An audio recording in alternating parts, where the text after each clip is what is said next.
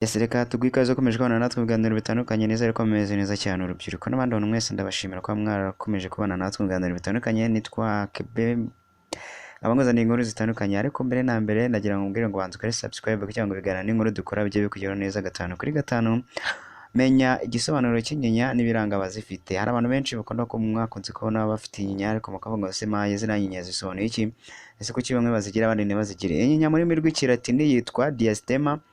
Ni umwanya usa n'icyuho kiri hagati y'amenyo abiri y'amabwene cyangwa se incisive, ikaba iza ahanini ku rwasaya rwa ruguru. Urubuga rukesha iyi nkuru, urubuga rwa Healthline, rusobanura ko inyinya iterwa n'impamvu nyinshi, cyane cyane amenyo mato umuntu aba afite ku buryo adashobora gukwira ku rwasaya rwose. Ruvuga ko kandi umubare munini w'amenyo nawo ushobora gutuma habaho inyinya. Yes, inyinya ifatwa nk'ikirango cy'ubwiza ku bantu by'umwihariko abakobwa, ndetse hari imyemerere cyangwa se myths y'uko umuntu uyifite aba afite amahirwe menshi mu buzima. Mu Bufaransa ho amenyo afite inyinya bafite dents de bonheur cyangwa se amenyo y'amahirwe cyangwa se umugisha.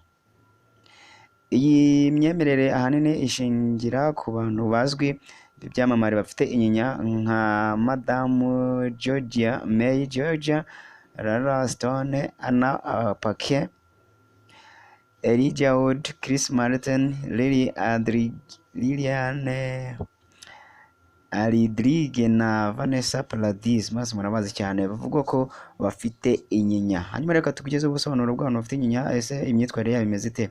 Ikintu cya mbere, abantu bafite inyinya kibaranga aba ari abahanga. Bivuga ko umuntu ufite inyinya arangwa n'ibikorwa byuje ubwenge ndetse n'udushya cyangwa se creativity. Ikindi cya kabiri, bakoresha neza amafaranga. Abantu bafite inyinya barizerwa cyane mu gukoresha cyangwa se mu mikoreshereze y'amafaranga. Amafaranga babonye cyangwa se bafite babasha kuyabyaza umusaruro mwiza. Icya gatatu, bitwara neza mu kazi. Mu bijyanye n'akazi, abantu bafite inyinya bakunze kugira umuhamagaro, bagakora neza, bagatanga umusaruro, baba urugero muri bagenzi babo. Icya kane, bagira amagambo menshi. Abantu bafite inyinya bavugwaho kuvuga cyane ibyo gusabana na bagenzi babo, ntabwo amagambo yo kubwira bagenzi babo abakamana. Ikindi cya gatanu, bigirira icyizere kandi bakagira umwete mu kazi kabo. Ntabwo bacika intege kuko baba bizeye ko bashoboye ndetse bagera ku ntego. Mu gihe bahuye n'inzitizi cyangwa se challenges, bagerageza kubicamo bemye. Ikintu cya gatandatu rero, uburanga bwabo bukurura abagabo.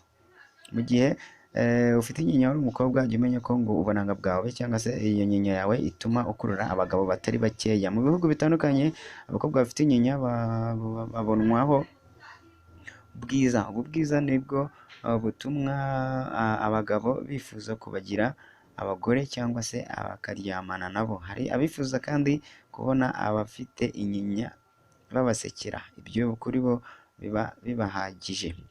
Icyitonderwa, si ihame ko abantu bose bafite inyinya bagira ibi birango cyangwa se izi characteristics. Gusa hagendewe ku byemerere n'ingero z'abantu benshi cyangwa se majority, nk'uko twabikomojeho hashingiwe ku bantu bazwi nk'ibyamamare mu mukino wa filime, umuziki ndetse n'abanyapolitiki. Ngibyo rero, nawe niba ufite inyinya tuvuga ngo menya ko izi karagiteri uzifite cyangwa se ibingibi byose ubirangwaho, cyangwa se niba utayifite ukaba uzi abantu bazifite, ushobora kubagendera ukareba niba koko ibi tukubwiye ari byo. Tukubwira ngo nawe komeza ubigubwe neza, reba neza niba ufite inyinya cyangwa se umugenzi wawe afite inyinya, uramenya ko ameze nk'uyu nguyu tukubwiye cyangwa se nk'aba ngaba tukubwiye. Turakugezaho n'ibindi biganiro byinshi bigaruka ku byo mutari muzi, utuntu n'utundi n'ibindi, weho ntujye kure.